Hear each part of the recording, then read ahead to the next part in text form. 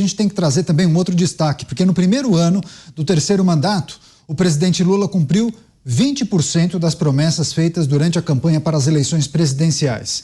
De acordo com um levantamento que foi realizado pela Folha de São Paulo, das 103 propostas, há 23 paradas, o que representa 22%.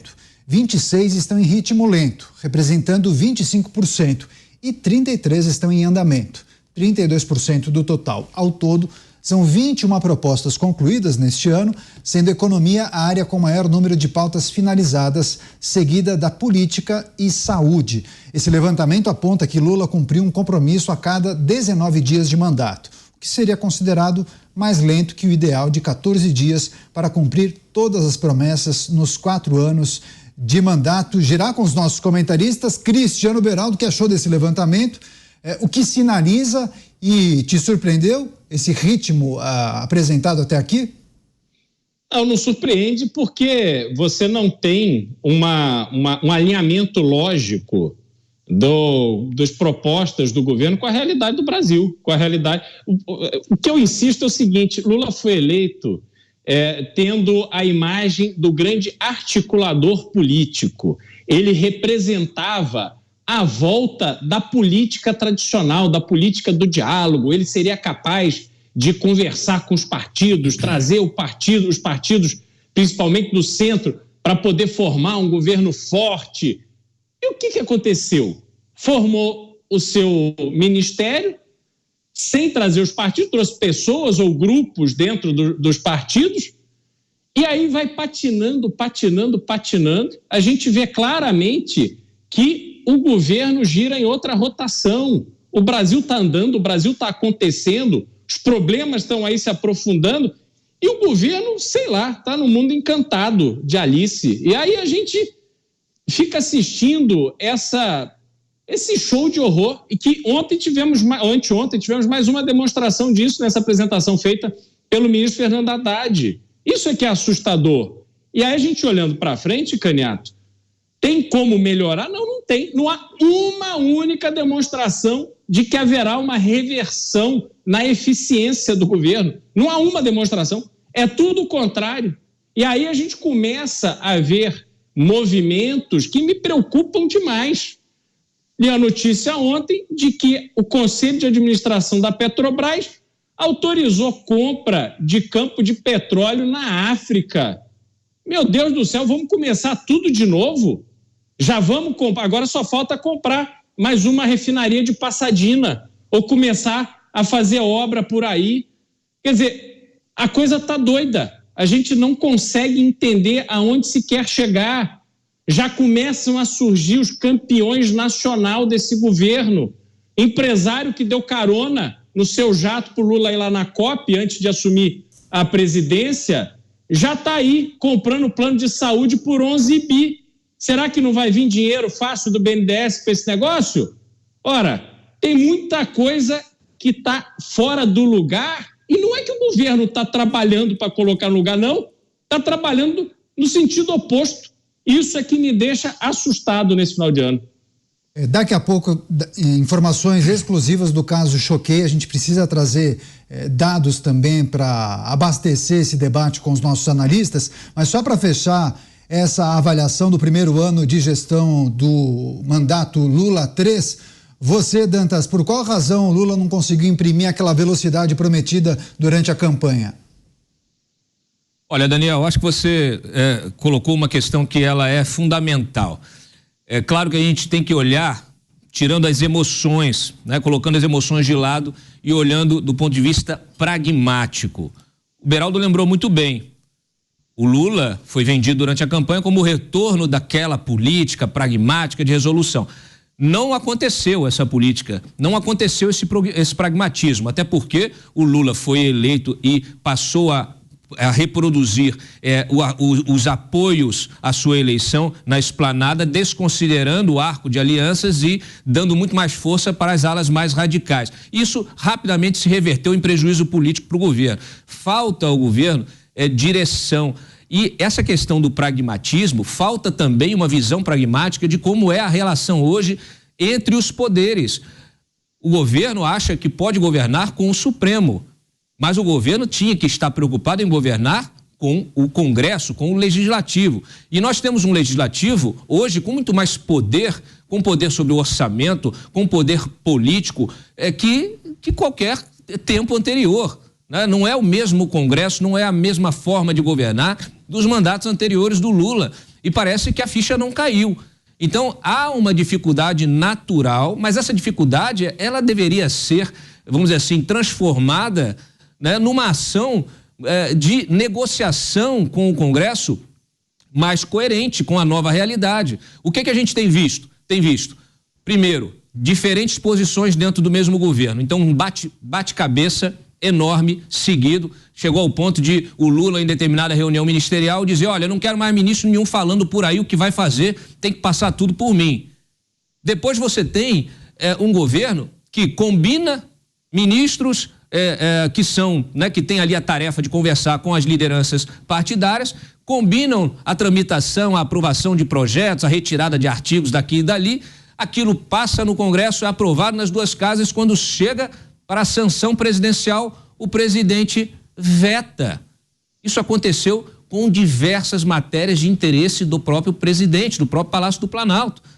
O CARF, a questão, né, do marco das garantias, a própria história, né, aí do marco temporal, várias outras decisões, várias outras medidas que foram acordadas, esta mesmo, que a gente estava falando no início do programa. A desoneração, ela foi aprovada com o apoio do PT, com o apoio da base do governo. Como é que o próprio governo chega depois, na hora da sanção presidencial, e diz: não é nada disso que eu quero? Então, o que está acontecendo? Né? Está passando a banda na janela, Carolina não viu. O que está acontecendo? Por que não há um entendimento? Por que não há uma aproximação? Por que não há uma participação efetiva no debate político? Aliás, essa tendência, essa pressão vai aumentar, Daniel. Por quê? Porque agora, com o cronograma de liberação de emendas, o governo será obrigado a empenhar as emendas. Então, se ele quiser aprovar matéria por matéria, ele terá que ganhar no gogó, ele terá que fazer política, esta política que nós estamos falando, que foi prometida, mas que não foi entregue ainda. Programa Os Pingos nos Is, repercutindo e trazendo para a discussão o percentual das propostas que foram cumpridas nesse primeiro ano de gestão Lula. Agora você, Cristiano Beraldo, o que é preciso destacar nessa relação do Executivo Federal com o Legislativo, o quanto essa sinergia um pouco atravancada pode atrapalhar o avanço dessa aprovação, o cumprimento dessas promessas também no segundo ano, já em 2024. Beraldo. Eu queria trazer até um outro tema também para essa discussão, Caniato, em cima do que o Dantas falou, que é o fato de 2024 ser um ano eleitoral. E a gente precisa lembrar da entrevista que fizemos aqui com o ex-ministro Ciro Nogueira, que lembrou que o PT não vai eleger prefeito de nenhuma grande cidade do Brasil, que as capitais não terão candidato forte do PT. E aí a gente vê que já anunciou que o presidente da República vai rodar o país para fazer campanha, para tentar fortalecer o PT nas eleições do ano que vem. Aí você tem todo o problema das composições do PT com os seus partidos, os enfrentamentos que vão acontecer na eleição de outubro do ano que vem, o clima muito ruim para a produtividade do Congresso, o objetivo, as coisas mais importantes para o governo hoje não estão relacionadas ao Brasil, não estão relacionadas ao país, estão relacionadas a uma estratégia eleitoral. Então, de que serve um governo transformador, como disse o Dantas, que é trazer o pobre para o orçamento? Ora, está trazendo o próprio orçamento para ajudar a pagar a conta, porque não é para ter benefício da forma como estão administrando o Brasil. Então, o ano que vem, na minha percepção, no que depender do governo, vai ser trágico. Vai ser trágico. E antecipo que a esquerda vai sair enfraquecida das eleições do ano que vem. E aí vai começar um pega para capar, porque as eleições de 26 serão antecipadas já para o pós-segundo turno de 2024. As eleições vão colocar pimenta, também vão atrapalhar no avanço das pautas do governo, hein, Dantas? Olha só, eleição é sempre um momento, vamos dizer assim, chave, né, para as composições políticas. E hoje os partidos e as lideranças partidárias estão muito atentas ao que o eleitor quer. Basta ver a postura do PL de Valdemar Costa Neto, que se colocou na oposição, se colocou à direita. Valdemar já foi aliado de Lula no passado. Hoje não, hoje ele entendeu que precisa colocar a sua máquina partidária, vamos dizer assim, a serviço, né, de entender, ouvir, capturar as demandas de setores da sociedade, que não são poucos. Você tem um contingente imenso. Não foi, Dantas? Você tem um contingente imenso de eleitores que se identificam com a direita, que são anti-PT e que querem respostas. Então, ele, que é um político experiente, já entendeu, né, que vai colocar que o partido precisa estar ali a serviço desse contingente, porque é isso que vai fazer com que ele consiga eleger prefeitos, vereadores e em 2026 até um presidente da República. É isso que o Valdemar gostaria. Então, isso é só para colocar a dimensão de como as relações políticas mudaram. Quando você coloca parte do princípio, parte análise, né, olhando como que se dá hoje essa história de emenda partidária, de emenda que era emenda secreta, hoje já é semi-secreta, emenda PIX, emenda... Quando você pega esse novo sistema, o Congresso, o poder que o Congresso tem em cima do orçamento, a distribuição que isso é feita aos municípios, aos prefeitos, a relação que os deputados, que senadores, mas que especialmente os deputados têm com as prefeituras, muda a dinâmica inteira. Então não adianta você liberar a emenda achando que vai comprar o apoio de um deputado para aprovar uma matéria aqui, se o deputado está com um compromisso lá na ponta com o prefeito para eleger ou para reeleger esse prefeito agora em 2024. Então essa base de apoio, ela se desfaz, ela é um castelo de areia, ela se desfaz no vento. Então mudou tudo. O que está faltando é entender que mudou tudo. Mudou também o eleitor. O eleitor não entende, ele não acredita mais nessas promessas vazias. Ou alguém acreditou que ia chover cerveja, picanha, qualquer coisa nesse sentido? Não tem. Aliás, não sei se esse levantamento da Folha considera esse tipo de promessa. É claro que é discurso de campanha. Na campanha você promete tudo. E aí depois você é cobrado, as pessoas estão mais atentas, você é cobrado e você não consegue entregar. E só para finalizar, houve muita perda de tempo, Daniel e Beraldo, não sei se você concorda comigo, Beraldo. Muita perda de tempo do governo, primeiro com assuntos internacionais que não lhe diziam respeito e com uma agenda internacional, inclusive muito ativa, né, de viagens, etc. E também com um revanchismo político. Utilizou-se ali o 8 de janeiro para se ficar remoendo essa história, perdeu-se 6 meses de gestão de governo que era necessário justamente para poder fazer avançar as pautas que interessam ao país. Colocação do Dantas, você, Beraldo. Não, é exatamente, a gente olhar essa agenda internacional do primeiro ano, isso é uma loucura, porque ela não produziu absolutamente nenhum protagonismo internacional que não aquele da curiosidade. Olha só, o Lula voltou, enfim, o mundo mudou completamente. E aí quando você ouve os discursos internacionais que foram proferidos, demonstram que hoje o Brasil encontra-se em completo descompasso da realidade, da complexidade do mundo. Tanto nós não tivemos protagonismo, tanto essa política internacional não foi efetiva, que apesar de todos os carinhos, todos os apoios, toda essa relação de amor com Nicolás Maduro, que foi recebido com tapete vermelho no Brasil, que teve seu segurança agredindo jornalista dentro do Palácio do Planalto, ficou tudo por isso mesmo. Apesar desta humilhação diante de Nicolás Maduro, Maduro está aí dizendo que vai passar pelo Brasil para invadir um país vizinho e está dando nenhuma importância para o papel do Brasil como o de líder da região, que deveria ser, mas não é. Então nós não somos líderes na América do Sul, nós não temos nenhum instrumento para influir na guerra entre Rússia e Ucrânia, até porque estamos do lado errado. Nós não temos nenhum instrumento, nenhuma relevância, nenhuma condição de influir na resolução da guerra entre Israel e Hamas, e, de novo, estamos do lado errado.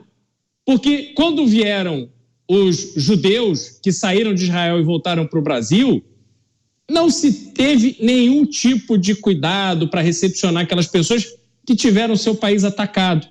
Ao contrário, quando os palestinos chegam, é festa, é almoço, é discurso. Então, nós estamos posicionados do ponto de vista internacional totalmente do lado errado. E aí, quando você olha para a agenda do ano que vem, vai ser no sentido de varrer esse histórico internacional. Já viajou, já passeou, já reclamou do avião, já disse que precisa de um avião maior, porque esse negócio de fazer escala é uma chatice, porque o avião presidencial é muito pequeno. E aí, assim, uma coisa que me incomoda profundamente, o Brasil tem a Embraer, uma das maiores produtoras de jatos do mundo, que tem que ser um orgulho para o Brasil, fruto de um projeto audacioso de militares brasileiros que conseguiram colocar de pé uma empresa que hoje tem importância mundial. Ao invés do presidente de voar nos jatos que são produzidos no Brasil, não, tem que voar de jato europeu. Vai ver se o presidente americano voa em jato europeu. Vai ver se o presidente francês voa em jato americano. Não, você tem que fazer publicidade, propaganda daquilo que nós temos de bom. Mas a gente não faz isso. Então, é tudo muito errado nessa dinâmica que a gente está vendo da relação do Brasil para fora. E aí, quando a gente olha na relação do Brasil para dentro, está mais errado ainda. Então, onde é que a gente vai? Onde é que a gente vai chegar? Como é que vai resolver problemas efetivos? Porque a gente tem que falar também de desemprego, Dantas. Número do desemprego caindo. Só que a gente precisa lembrar, primeiro, que a gente tem uma gestão completamente ideológica do IBGE hoje. Segundo, que o desemprego é medido em cima daquelas pessoas que procuram emprego e não encontram. E o Brasil hoje se consolidou como o país do bico.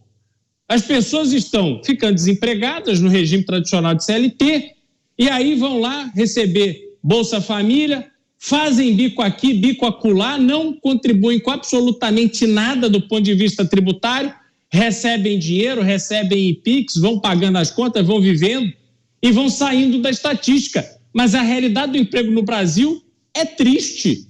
E não há um instrumento de verdade para facilitar a geração de emprego. Aí realmente fica tudo muito difícil.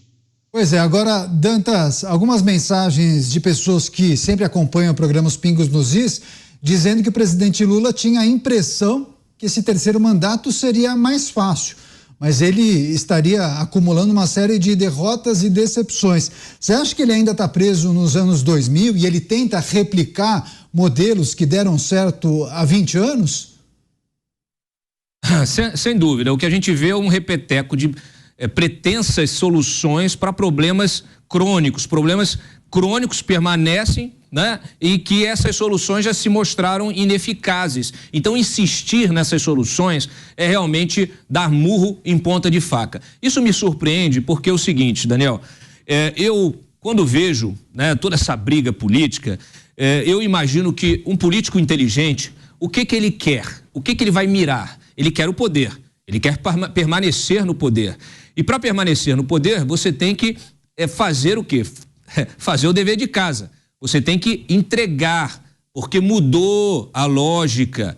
Não adianta você ficar achando que a euforia da campanha, aquela que mexe com o emocional, com as crenças das pessoas, que isso vai permanecer ativo quando o sujeito já vira presidente. Nós vimos o que aconteceu com o Bolsonaro, não desceu do palanque. A gente vê o que acontece com diversos presidentes que são eleitos, né, com apoio da militância, das redes sociais, etc. e tal, querem depois manter esse discurso de radical, querem manter as pessoas engajadas, mas ninguém tem saco para isso. O eleitor, o cidadão, ele quer fazer o que ele quer, ele vai lá, né, tá animado, vai lá e vota. Mas depois ele quer o quê? Ele quer entrega. Ele quer ver o dia a dia dele funcionando, ele quer ver a cidade sem o trânsito, né? Ele quer poder chegar no trabalho, ir e voltar tranquilo, quer poder pegar um transporte coletivo que funcione, ele quer poder ir num hospital que funcione, ele quer poder colocar o filho numa escola que funcione, ele quer que as coisas funcionem, porque ele paga muito para isso, ele paga por um serviço que ele não recebe. Então as pessoas hoje, o político inteligente, ele devia estar preocupado com o quê? Em fazer essa entrega.